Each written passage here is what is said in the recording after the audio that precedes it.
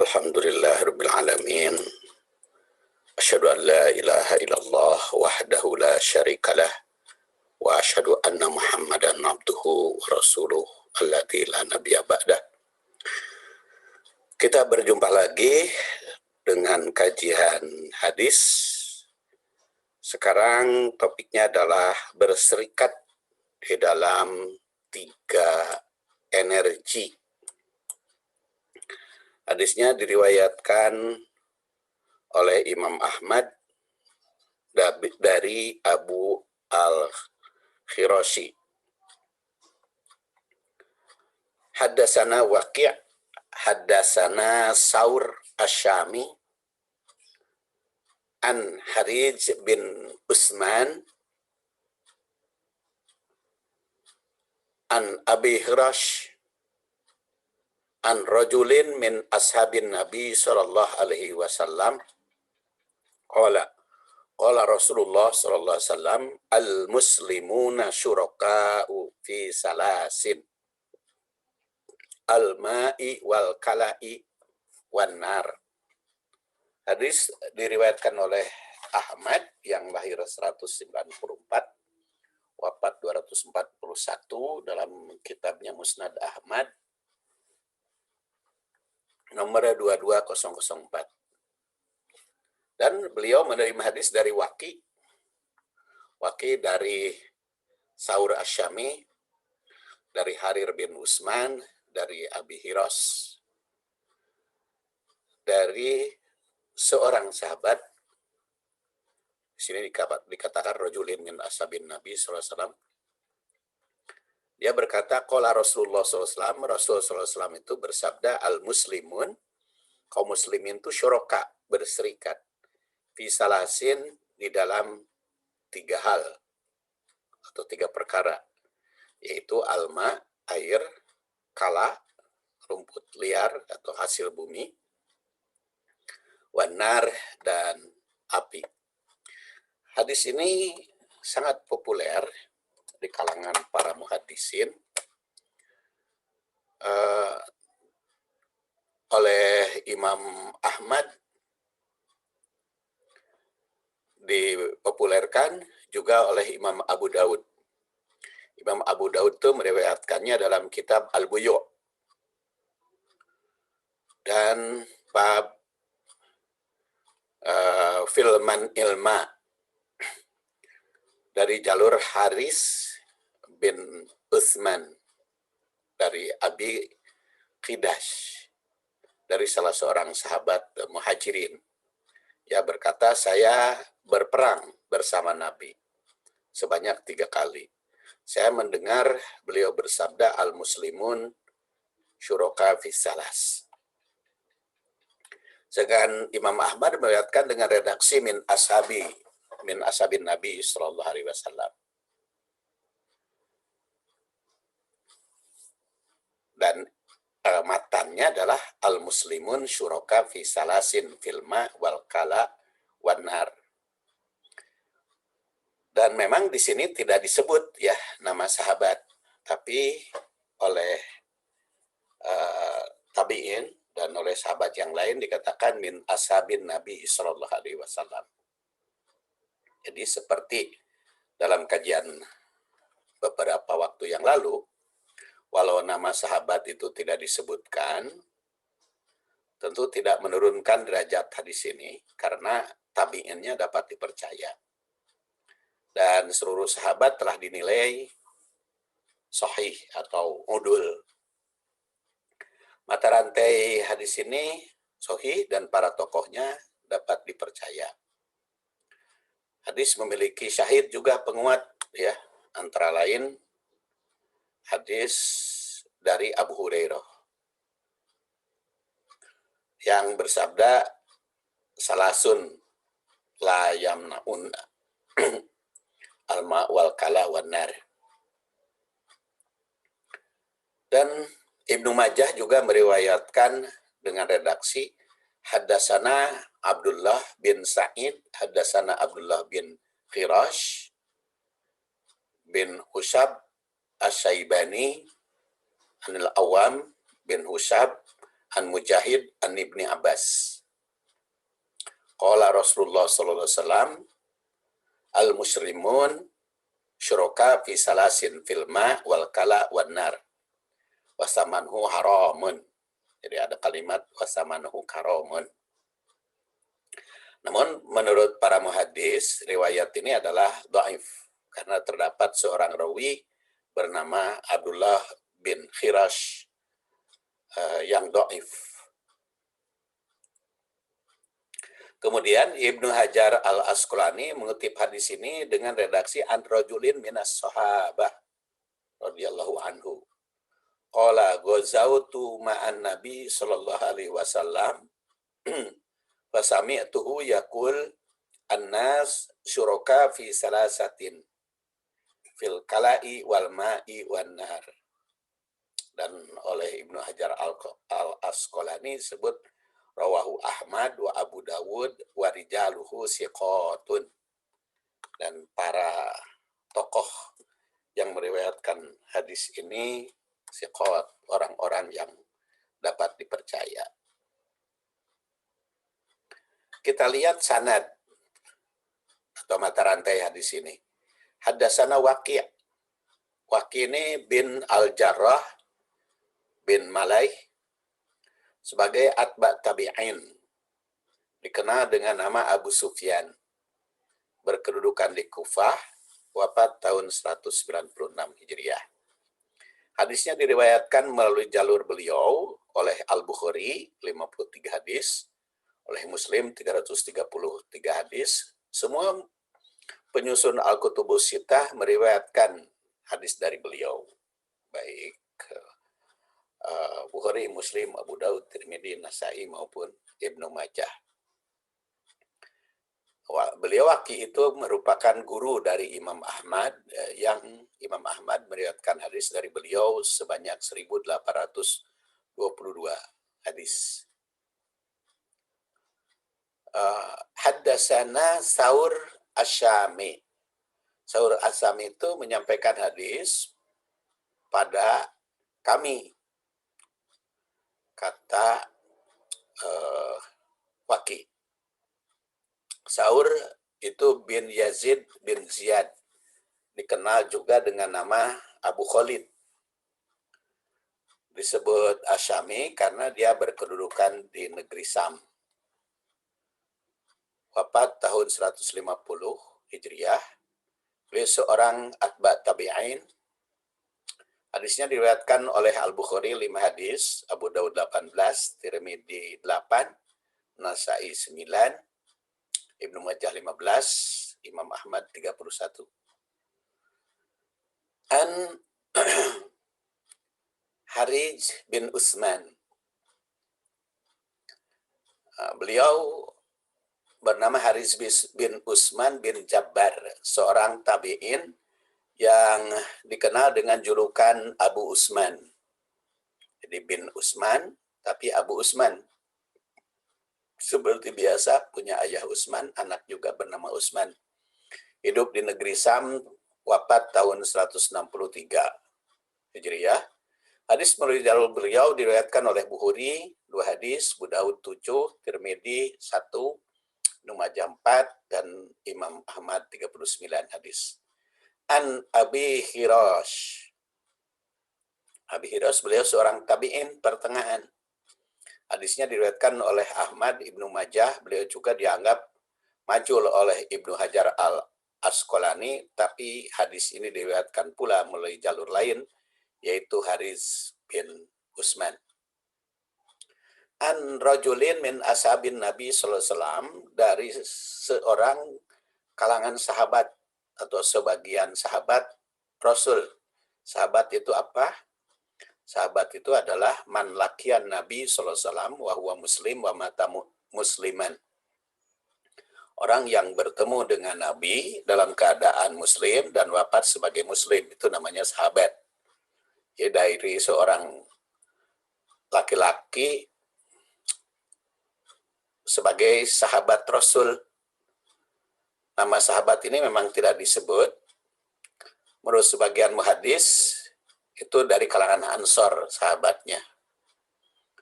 Walaupun tadi ada dari kalangan muhajir ya. Tapi boleh jadi dari kalangan Ansor sebagiannya dan sebagian lagi dari kalangan muhajir. Walaupun di sini androjulin, seseorang min ashabin Nabi SAW, itu menurut riwayat Waki. Tapi boleh jadi menurut riwayat yang lain sahabatnya bernama lain atau beberapa sahabat. Menurut riwayat Ibnu Majah, sahabat itu adalah Ibnu Abbas. Jadi Abdullah bin Abbas jadi putra Abbas. Abbas itu kan paman Rasul. Jadi Ibnu Abbas itu saudara sepupu Rasul. Namun yang jelas walau tidak disebut namanya, tidak akan mengurangi nilai hadis karena sahabat itu semuanya dapat dipercaya. Al-Bukhari meriwayatkan hadis dari seorang sahabat yang tidak disebut namanya itu sebanyak 26 hadis. Muslim 25. Dan semua penyusun kutubus sitah mengutip hadis. Riwayat Ahmad itu 1025 hadis. Al-muslimuna syuraka fi salasin. Muslim itu berserikat dalam 3 isalasin. Di pangkal hadis ini mengandung arti perintah untuk memberikan kebebasan atau berserikat bagi setiap muslim menggunakannya sebagai milik bersama. Tidak boleh seorang pun memonopoli kepemilikan. Karena sebagai milik bersama, maka tidak ada hak individu menguasainya untuk kepentingan pribadi. Jika ada orang lain membutuhkan, maka tidak boleh mencegahnya. Dia harus dimiliki bersama.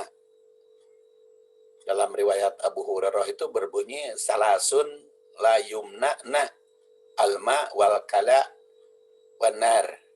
3 hal tidak boleh dicegah orang lain untuk memintanya. Itu air, rumput liar, dan api. Jadi 3 hal ini harus berserikat. Dengan demikian, setiap individu mesti meyakini bahwa di samping dirinya memiliki hak untuk memanfaatkannya, juga terdapat di dalamnya hak orang lain. Karena ada hak orang lain, maka siapapun mesti memberikan kesempatan pada pihak lain untuk ikut menikmati dan memanfaatkan. Tegasnya berserikat di sini dalam arti mengambil manfaat. Pertama adalah al-ma. Kaum muslimin mesti berserikat dalam urusan air. Air itu merupakan hajat hidup seluruh umat manusia. Maka tidak boleh dimonopoli oleh individu. Menurut Abu Sa'id, yang dimaksud alma pada hadis ini adalah alma'ul jari, air mengalir. Seperti sungai, danau, air hujan, laut, serta yang bersumber dari mata air.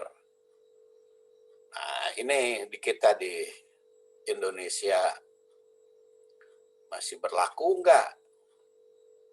Kalau di Mekah itu sudah jelas. Air itu gratis. Semua. Jadi air itu tidak ada yang dijual belikan. Kalau air jam-jam, itu bungkusannya kan, yang sudah dibungkus. Jadi bukan airnya itu gratis kan. Setiap masjid boleh minum, di situ boleh ngambil. Bawa jerigen sebesar apapun silahkan. Jadi kalau di Indonesia kan masih monopoli air itu. Kalau dimonopoli pemerintah itu hanya untuk pengadilan atau untuk pemerataan atau untuk sesuai dengan kebutuhan. Tapi kan masih banyak di Indonesia itu perusahaan-perusahaan individu menguasai air dari sumbernya, kemudian dijual. Jadi menurut Imam Ahmad, kewajiban berserikat dalam air itu menunjukkan haramnya komersialisasi air yang diperoleh tanpa biaya. Jadi yang diperoleh tanpa biaya tentu saja. Oleh karena itu, orang yang memiliki mata air tidak dibenarkan menjual dan mesti memberikannya secara gratis. Kalau kita punya mata air itu harus diberikan siapapun yang membutuhkan. Jika pengelolaan sumber air tersebut menggunakan biaya, maka yang bisa dipungut itu dari konsumen hanyalah sebatas kebutuhan biaya pengelolaan. Tapi kan kalau biaya pengelolaan tidak bisa dihargakan ya. Ya mungkin kalau kita memiliki sumber atau memiliki mata air, untuk pemeliharaannya bisa saja sediakan kotak amal, jariah untuk pemeliharaan. Karena air itu merupakan hajat hidup bersama, maka jadi dikuasai individu akan membahayakan pihak lain. Inilah pentingnya berserikat. Dan Allah Subhanahu wa taala berfirman, "Awalam yarul ladzina kafaru annas samawati wal ar kanata ratqa fafataqnahuma wa ja'alna minal ma'i kulla syai'in hayy afala yu'minun." Awalam yaro, apakah tidak melihat alladzina kafaru, orang-orang kafir, annas samawat, sesungguhnya langit, wal ardo, dan bumi, kanata, adalah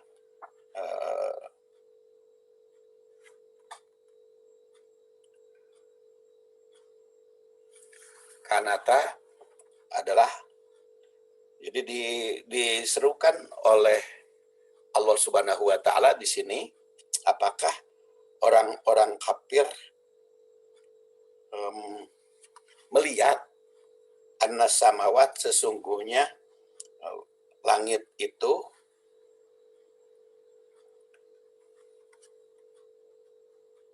wal ardo, dan bumi, wal ardo, bumi, kanata rotkon, semuanya itu rotkon.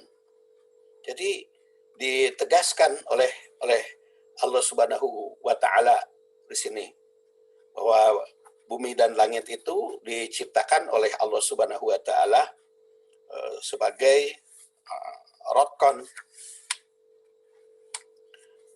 yang tentu saja kalau dikatakan rotkon, keduanya adalah bersatu padu.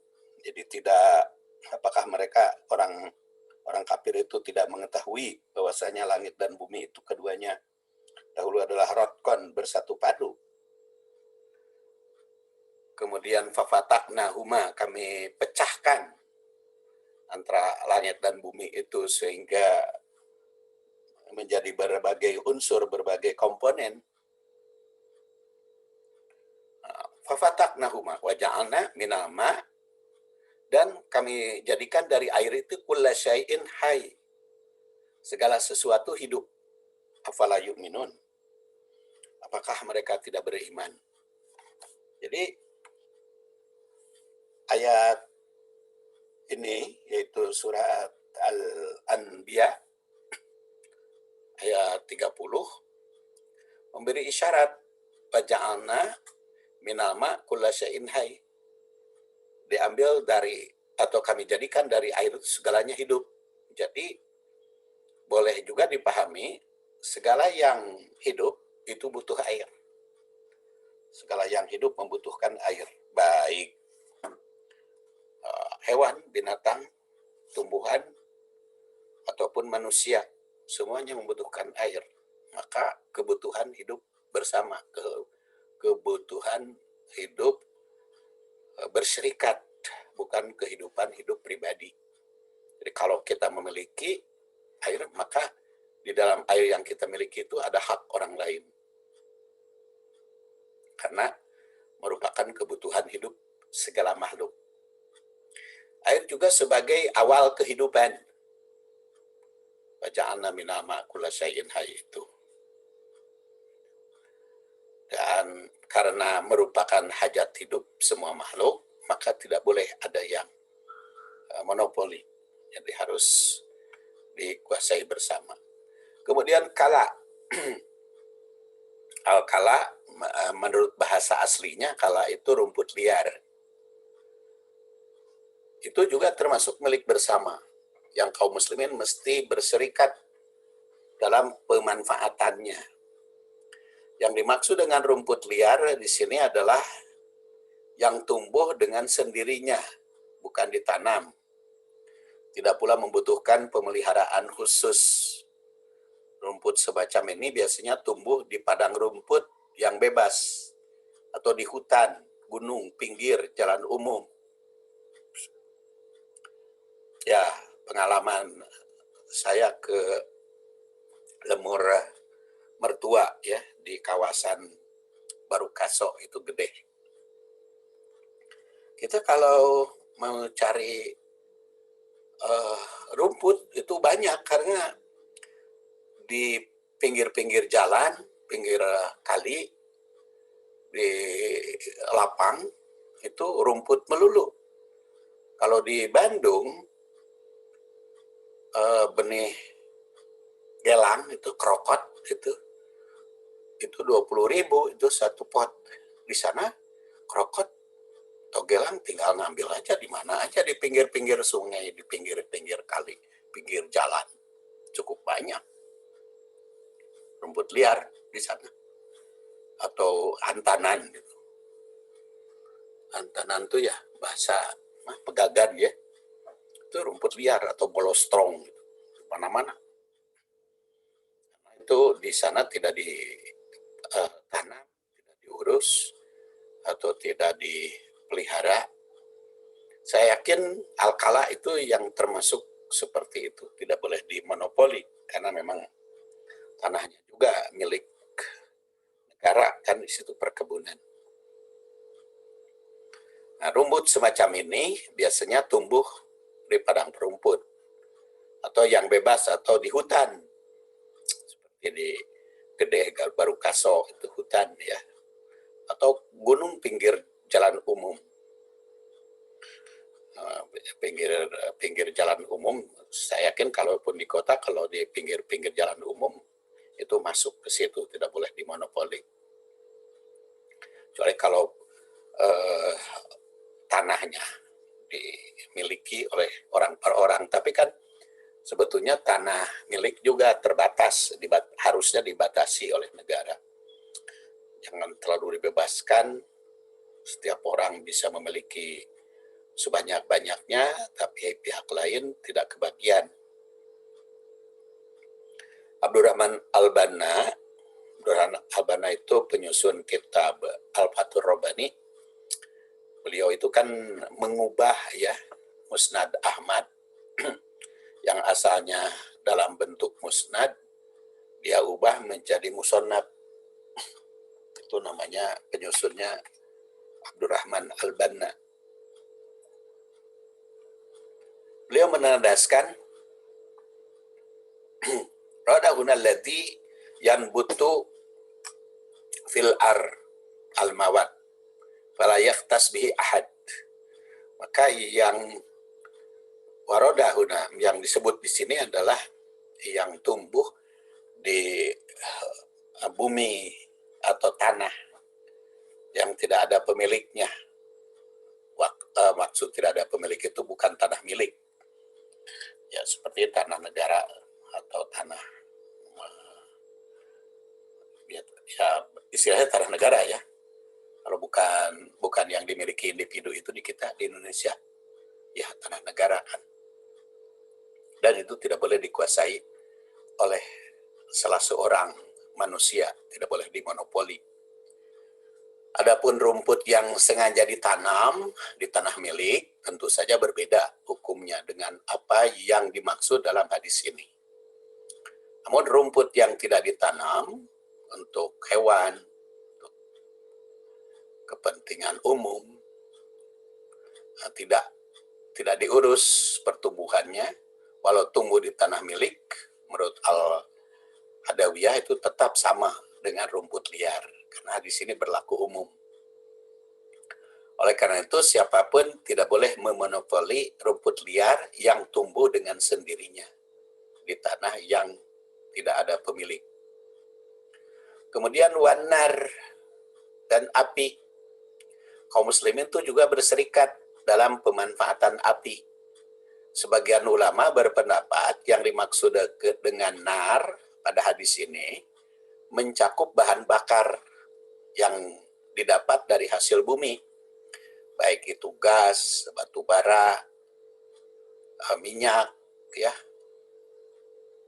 itu tidak boleh dimonopoli oleh individu, harus dikuasai. Makanya kan di Undang-Undang Dasar 45 yang demikian itu dikuasai pemerintah dan dimanfaatkan oleh rakyat sebanyak-banyaknya, walaupun kenyataannya masih dimonopoli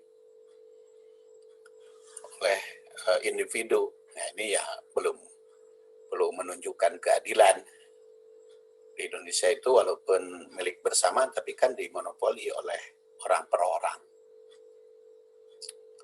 Padahal di sini hasil bumi, bahan bakar,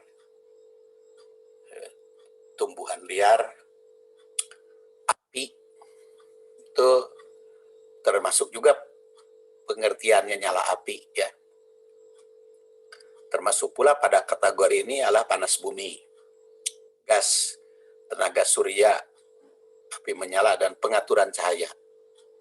Al-Baidobi itu berpendapat bahwa berserikat dalam api mencakup sinarnya bahan bakar, sumber api, nyalanya, dan cahaya matahari. Siapapun tidak dibenarkan mencegah orang lain untuk mengambil manfaat dari api tersebut, karena itu adalah milik bersama. Tentu saja ada beberapa ibroh. Ibroh pertama, kaum muslim itu berserikat dalam air, rumput liar, dan energi api. Hadis ini mengisyaratkan bahwa ketiga sumber energi tersebut tidak boleh dimonopoli, tidak pula ditimbun oleh individu.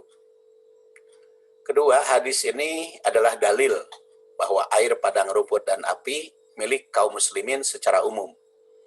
Individu tidak boleh memiliki secara pribadi. Tidak seorang pun boleh mencegah orang lain untuk memperoleh manfaat. Dengan demikian, sumber energi air, rumput liar yang mencakup hasil bumi, yang tumbuh sendiri, dan energi panas hanya boleh dikuasai oleh lembaga pemerintahan yang dimanfaatkan seoptimal mungkin oleh masyarakat. Dan yang ketiga, pada zaman Rasul SAW ditentukan bahwa air, api, dan padang rumput sebagai milik umum. Itu mengandung arti apa yang menjadi hajat hidup pokok manusia, mesti ada pemerataan. Jadi siapapun tidak boleh memonopoli. Demikian juga orang yang memiliki api atau membuat api atau energi panas. Karena api itu merupakan hajat hidup manusia, ya, hajat hidup manusia. Nanti beberapa implikasinya akan saya sampaikan pada bagian kedua. Subhanakallahumma wa bihamdik, asyhadu an la ilaha illa anta, astagfiruka wa atubu ilaik. Assalamualaikum warahmatullahi